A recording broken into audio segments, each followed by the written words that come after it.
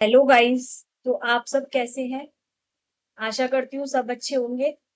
मैं Sucheta Gupta, by profession company secretary, insolvency professional, एक बार अपने चैनल आओ सीखो आईबीसी पे फिर से आपका स्वागत करती हूँ।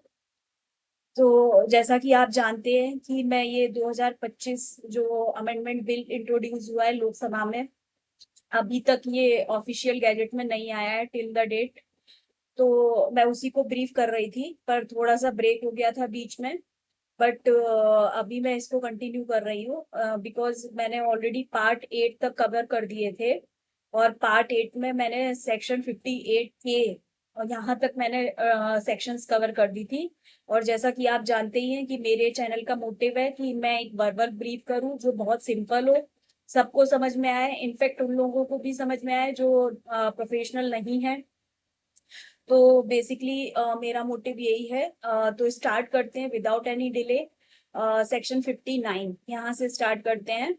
तो व्हाट हैपेंड, ये जो सेक्शन है वो बेसिकली 59, आप सेक्शन देखोगे अगर आईबीसी में कोड में, तो ये वॉलेंट्री लिक्विडेशन से रिलेटेड सेक्शन है। तो ये सेक्शन अगर हम 59 सबसेक्शन 2, पहले मैं आपको एक बार दिखा देती हूँ होल सेक्शन, 1 मिनट। So I will show you the section also.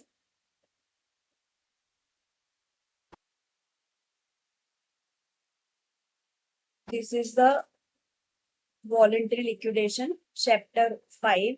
और ये एक ही सेक्शन है, only section 59 of this whole process of the voluntary liquidation के लिए।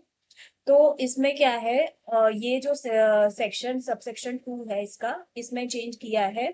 इसमें पहले लिखा था कि the voluntary liquidation of a corporate debt corporate person under subsection 1 shall meet such conditions and procedural requirement as may be specified by the board। तो ये word था स्पेसिफाइड बाय द बोर्ड। तो अब इन्होंने क्या कर दिया, इस वर्ड को सब्स्टिट्यूट किया है बेसिकली। तो इन्होंने बोला है कि for the word procedural requirement as may be specified by the board, the word, ये सब्स्टिट्यूट हो गया वर्ड। और क्या वर्ड आ गया, न्यू वर्ड, की procedural requirement and be completed within such period which shall not be more than 1 year as may be specified. तो basically अब इन्होंने एक टाइम बाउंड भी कर दिया उसको कि अगर आपने जो भी प्रोसीजरल रिक्वायरमेंट है, जो भी आपको कंप्लाई करनी है, वो आपको with in 1 year, not more than 1 year का मतलब कि आपको 1 साल के अंदर वो कंप्लीट कर लेनी है पूरे प्रोसीजरल रिक्वायरमेंट। तो एक टाइम बाउंड इसको बना दिया कि ये टाइम बाउंड मैनर में आपको कंप्लीट करके और आगे मतलब वॉलंटरी लिक्विडेशन को लिक्विडेट कर लेना है कंपनी को। तो यहाँ से ये टाइम बाउंडेशन आ गई। नाउ सेक्शन 59(3) सब सबसेक्शन 3 और क्लॉज बी सब क्लॉज 2, इसमें क्या बोला इन्होंने, इसमें इन्होंने यहाँ पे एक वर्ड यूज हो रहा था रजिस्टर्ड वैल्यूअर। मतलब बेसिकली अगर मैं पूरा सेक्शन यहाँ से पढ़ूं, the declaration under sub clause A shall be accompanied with the following documents, namely a report of the a report of the valuation of the assets of the company if any prepared by the registered valuer। तो यहाँ पे पहले था जो word था वो registered valuer word था। तो इन्होंने अभी इसको सब्स्टिट्यूट कर दिया, इस वर्ड की जगह क्या आ गया है अभी, कि रजिस्टर्ड वैल्यूअर को सब्स्टिट्यूट करके इन्होंने बोल दिया कि valuer registered under section 247 of the companies act 2013। तो यहाँ पे रजिस्टर्ड वैल्यूअर का बेसिकली मतलब हो गया the valuer who is registered as per section 247 of the Companies Act। तो बिकॉज ये जो सेक्शन है अगर आप पढ़ोगे 247 कंपनीज एक्ट का, वो काफी वाइडर है। और उसमें अगर हम देखें तो वैल्यूअर की ड्यूटी क्या है और पेनल्टी भी इम्पोज करने का ये सेक्शन है वैल्यूअर पे अगर वो गलत रिपोर्ट देते हैं। तो बेसिकली यहाँ पर इसको जो है सब्स्टिट्यूट किया गया है। अब सेक्शन 59 सबसेक्शन 4 पे आ जाते हैं। The company shall notify to the registrar of companies and the board about the resolution under subsection 3 to liquidate the company within 7 days of such resolution or the subsequent approval by the creditor as the case may be। तो अगर हम liquidate कर रहे हैं voluntary liquidation में, तो हमें पहले नोटिफाई वर्ड यूज किया था इन्होंने कि नोटिफाई करना होगा किसको, आरओसी को और बोर्ड को, आईबीबीआई बोर्ड को। तो यहाँ नोटिफाई वर्ड हटा के इन्होंने बोला इन्फॉर्म, क्योंकि बेसिकली इन्फॉर्म करना है, नोटिफाई क्या करेंगे हम, बेसिकली तो इन्फॉर्म ही करेंगे ना बोर्ड को या आरओसी को। तो ये अभी इन्होंने इस वर्ड को चेंज करके इन्फॉर्म वर्ड यूज किया है। नाउ सेक्शन 59(5)(a) ये नया इंसर्ट किया है।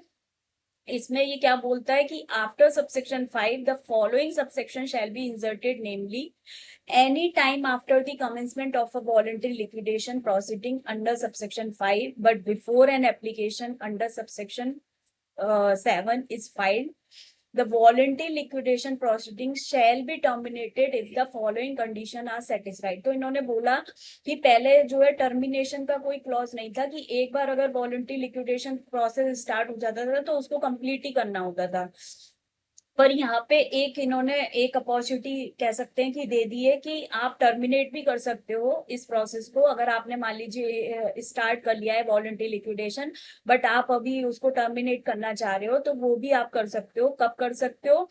जब the member of the company have passed a special resolution, एक स्पेशल रेजोल्यूशन पास करना होगा कंपनी के मेंबर्स को for terminating the voluntary liquidation proceeding के लिए, and where the company owes debt to any person on the date of the resolution under clause A, the creditors representing 2/3 of the value of such debt have approved the resolution passed under clause A within the period of 7 days। और क्या करना होगा कि अगर company ने date own कर रखे हैं, उस केस में वॉलंटरी लिक्विडेशन करा रहे हैं, तो उस केस में क्रेडिटर की भी अप्रूवल चाहिए होगी, जो कि 2/3 इन वैल्यू ऑफ द डेट में होंगे, जो देंगे इसके लिए कंसेंट। अप्रूव द रेजोल्यूशन, जो ऊपर रेजोल्यूशन हमने पास किया है उसको अप्रूव करेंगे ये। And under sub clause A with in the period of 7 days of such resolution. तो 7 दिन के अंदर, जैसे हमने अगर स्पेशल रेजोल्यूशन पास कर लिया तो विद इन 7 days में हमें इनकी भी अप्रूवल लेनी होगी। सच अदर कंडीशन एज में बी स्पेसिफाइड, फिर इन्होंने लिख दिया है एंड सच अदर कंडीशन, अगर कुछ और कंडीशन होती हैं जो रेगुलेशंस के थ्रू अगर कुछ आती हैं, तो अगर उसमें कुछ ऐसी कंडीशन है तो अगर वो है तो एज में बी स्पेसिफाइड उनको भी फुलफिल करके आप टर्मिनेट कर सकते हो। Now section 59 sub section 5B, ये भी नया आया है। इसमें लिखा है कि the liquidator shall intimate the board and the ROC regarding the special resolution under sub clause A of subsection 5A within the period of 7 days of passing of the resolution or subsequent approval of the creditor under clause B thereof as the case may be। So अगर हमने ये termination वाला special resolution pass कर लिया है तो हमें इसको इंटीमेट करना होगा, बोर्ड को भी, आईबीबीआई को भी इंटीमेट करना होगा। इसके अलावा हमें आरओसी को भी इंटीमेट करना होगा कि हमने ये रेजोल्यूशन पास कर लिया है। नाउ सेक्शन 59 सबसेक्शन 5C, ये भी नया है। ये क्या कहता है कि voluntary liquidation proceeding shall be deem to have been terminated from the date on which the liquidator intimate the ROC under subsection 5B। तो जो वॉलंटरी लिक्विडेशन की प्रोसीडिंग है वो शैल बी डीम, वो कब से हमें टर्मिनेट मानी जाएंगी? From the date on which the liquidator, जिस डेट पे लिक्विडेटर इंटीमेट करेंगे आरओसी को under subsection 5B, and such termination shall bring the terms of the liquidator to an end and have such other consequence as may be specified। तो उस दिन से जो भी टर्म है लिक्विडेटर का वो एंड माना जाएगा और as such other consequence as may be specified. Now section 59(6) subsection 6, the provision of section 35 to 53 of chapter 3 and chapter 7 shall apply to the voluntary liquidation proceeding for the corporate person with such modification as may be necessary। तो इन्होंने इस the word provision of the bracket letter and figure clause B of subsection of section 18 of chapter 2 shall be inserted। तो यहाँ पे इन्होंने छोटा सा एक चेंज किया है। जैसे यहाँ पे अगर हम ब्रैकेट देखें क्लॉज बी, जहाँ पे क्लॉज बी लिखा हुआ है ऑफ सेक्शन 80, मतलब ये एक नया, after the word provision of, after the word provision of, यहाँ पे the provision of the word bracket letter figure clause B of section 18 because इन्होंने इसको और ऐड किया है, clause B of section 18 of chapter 2 shall be inserted. तो basically अगर हम सेक्शन 18 देखें तो जहां तक है ये ड्यूटीज से रिलेटेड है। चैप्टर 2 में अगर हम देखें सेक्शन 18 अगर आप देखोगे तो ये ड्यूटीज ऑफ आईआरपी हैं। तो 18 का जो ये ड्यूटीज जो भी मतलब एज अ आईआरपी पे एप्लीकेबल होती है वही सेम यहाँ पे भी वो भी एप्लीकेबल होंगी। तो इसलिए इन्होंने उसको भी यहाँ पे कवर कर दिया है कि whatever the duty is of the RP और IRP this will same applicable for the voluntary liquidator also. Now section ये एक नया चैप्टर आया है, चैप्टर 5A, और जो कि बहुत जरूरी था। बहुत पहले से इसके बारे में डिस्कशन चल रहा था, सब लोग कह रहे थे ये मतलब ग्रुप इंसॉल्वेंसी आना चाहिए, है ना। उसमें क्या होता है कि जैसे मान लीजिए 3 कंपनियों ने मिलके प्रॉब्लम क्रिएट की है, लोन लिया है ना, या लोन लोन लिया है किसी से। तो अब क्या होता था कि एक कंपनी का रजिस्टर्ड ऑफिस इलाहाबाद में है, एक का चंडीगढ़ में है, एक का दिल्ली में है, तो 3 अलग अलग एनसीएलटी में वो पिटीशन फाइल होती थी। तो उसको मतलब क्योंकि फैक्ट्स बहुत सारे सेम ही रहते थे तो वो बड़ा मुश्किल हो जाता था उसमें कैसे उसको कंबाइन करके काम हो। तो अभी इन्होंने क्या कॉन्सेप्ट इंट्रोड्यूस किया है कि ग्रुप इंसॉल्वेंसी लेके आएंगे बेसिकली। तो उससे क्या होगा कि जो पूरा ग्रुप है उसकी जो प्रोसीडिंग होगी वो बेसिकली एक ही बेंच में हो सुनवाई, जिससे कि इजी हो जाए चीजें ना, और समझ में आए कि क्या क्या चल रहा है, किसने कितना फ्रॉड किया है, कैसे कंपनियों ने मिलके फ्रॉड किया है, तो वो एक बार में डिसाइड हो जाए एक डिसीजन में। ये नहीं कि अलग अलग बेंच उसको सुनती रहे। तो अभी इन्होंने सेक्शन 59A न्यू इंसर्ट किया है, और इसमें क्या लिखा है कि power to make rules for initiating the proceedings for the coordination and cooperation of corporate debtor of group. तो ये पावर है कि रूल बनाने हैं इनिशिएट करने के लिए proceeding for coordination and cooperation of the corporate debtor of group के लिए। Notwithstanding anything to the contrary contained in this code, the central government may prescribe the manner and the condition for conducting the insolvency proceeding under Part 2, where these proceedings are initiated against 2 or more corporate debtors that form part of a group. तो इसके लिए central government prescribe करेगी, जो भी prescribe करे in the manner and condition where these proceeding are initiated against 2 और more corporate debtor के against में अगर प्रोसीडिंग चल रही है और that form part of the group, उनको as a part of the group form करें। And without prejudice to the generality of foregoing provision such rules में प्रोवाइड फॉर ऑल और any of the following matters namely.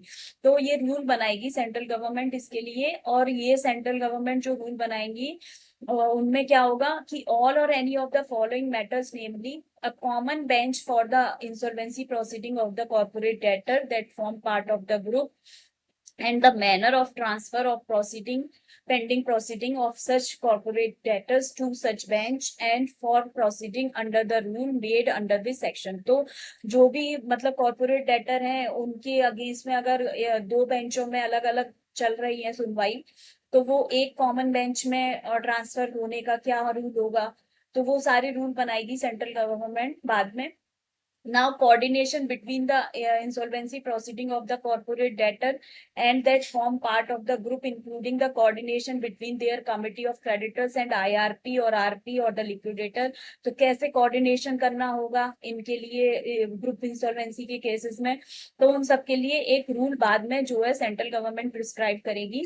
Now section 59A वो continue है। Power इसमें clause C appointment and replacement of the common IP to facilitate coordination between the insolvency proceeding of the corporate debtor that form part of the group. तो appointment कैसे होगा इस common insolvency professionals का, इसमें replacement कैसे होगा उसके भी रूल बनेंगे।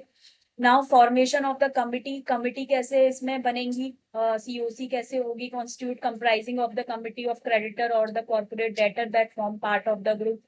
Making of an agreement that provides measure to coordinate and synchronize different aspect of the insolvency proceeding of the corporate debtor that form part of the group।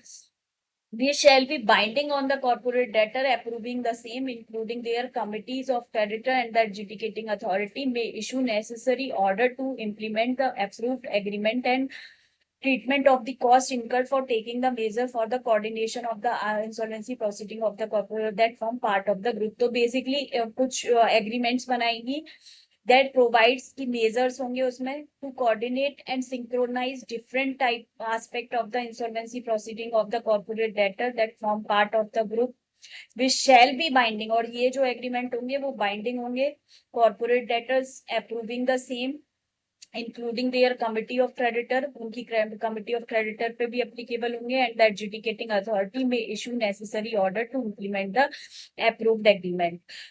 तो ये अभी सारे रूल्स बनेंगे इसमें. बेसिकली ट्रीटमेंट कैसे होगा cost का जो इनकर्ड हो रही है, taking measure to coordinate the insolvency proceeding of the corporate debtor that form part of the group. Rule made by the central government under this section may provide that any of the provision of the code shall apply with such modification as may be required to administrator and implement the provision of this section. तो basically अभी central government rule बनाएगी इसके लिए और वो सारे rule applicable होंगे और इन सच मॉडिफिकेशन जो भी मॉडिफिकेशन या एप्लीकेशन के साथ. तो बेसिकली यही प्रोवाइड हुआ है अभी सेक्शन 59 सबसेक्शन ए में. नाउ सेक्शन कुछ एक्सप्लेनेशन भी यहाँ पे इंसर्ट किया है इन्होंने इस सेक्शन में कि for the purpose of this chapter the expression control, क्योंकि कंट्रोल का मतलब क्या है यहाँ पे कंट्रोल की डेफिनेशन को डिफाइन करना बहुत जरूरी है, तभी हम ग्रुप को कंसीडर कर पाएंगे कि कौन ग्रुप में जाएगा कौन ग्रुप में नहीं जाएगा. तो इन्होंने एक डेफिनेशन में बोला कंट्रोल का मतलब है include the right to appoint majority of the directors और other key MP entitled to manage the affairs of the corporate person or to control the management or policy decision exercisable by the person or person acting individually or in concert directly indirectly including by virtue of their shareholding management right ownership interest or shareholders agreements voting agreements article of association LLP agreement or any other manner. तो ये कैसे आएगा control? Control में includes होगा कि right to appoint majority of director अगर company के same है और अदर के एमपीज भी सेम है, entitled to manage the affairs of the corporate person को मैनेज कर रहे हैं और control of management of policy decision exercisable by the person और द पर्सन एक्टिंग इंडिविजुअली और in concert directly indirectly including by virtue of their share holding. Suppose share holding है same, management right है, ownership interest, इसके basis पे control decide होगा. Share holders agreements के basis पे voting agreements, article of association क्या कहता है कंपनी का, अगर एलएलपी है तो एग्रीमेंट्स में क्या लिखा हुआ है, तो इनके बेसिस पे कंट्रोल डिसाइड होगा. नाउ सब बी क्लॉज बी में इन्होंने बोल दिया कि ग्रुप का क्या मतलब होगा.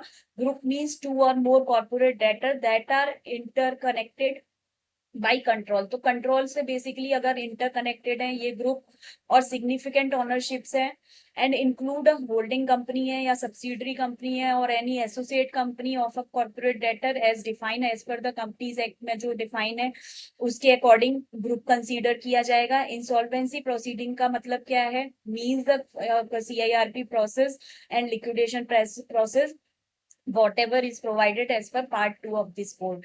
Now significant ownership को भी define कर दिया कि includes a right to exercise 26% और voting rights. तो significant ownership तब है जब 26% of the voting right अगर exercise कर रहा है कोई, तो this will be considered as a significant ownership. Now, notwithstanding anything contained in section 241, a draft of every rule proposed to be issued under this section shall be laid before each house of parliament. तो जो भी rule बनेंगे वो सबसे पहले parliament के सामने lead किए जाएंगे and which it in session for the total period of 30 days which may be comprised in one session or two or more successive sessions. And if both houses agree, अगर दोनों house agree होंगे in disapproving the issue to rule और both houses agree in making any modification in the rule shall be notified. तो वो notification में आ जाएंगे rule. Now the period of 30 days refer to in subsection 4 shall not include any period during which the house referred in subsection 4 is prorogued or adjourned for more than 4 consecutive session, तो बता दिया है कि मतलब अगर ये adjourn रहते हैं सेशन तो वो 30 डेज उस केस में काउंट नहीं होंगे. Every rule notified under this section shall be laid as soon as may be after it is laid before each house of parliament. तो parliament, each house of parliament के सामने let down होंगे तभी ये notification में आएंगे. Basically ये था क्लॉज 59 तक, जो ग्रुप इंसॉल्वेंसी तक मैंने आज कवर कर दिया है. अब कल हम ये नया 64 न्यू सेक्शन स्टार्ट करेंगे. तो thank you so much for listening me, for watching मी. और अगर वीडियो पसंद आ रहा है तो लाइक करिए, शेयर करिए, सब्सक्राइब करिए. Thank you so much.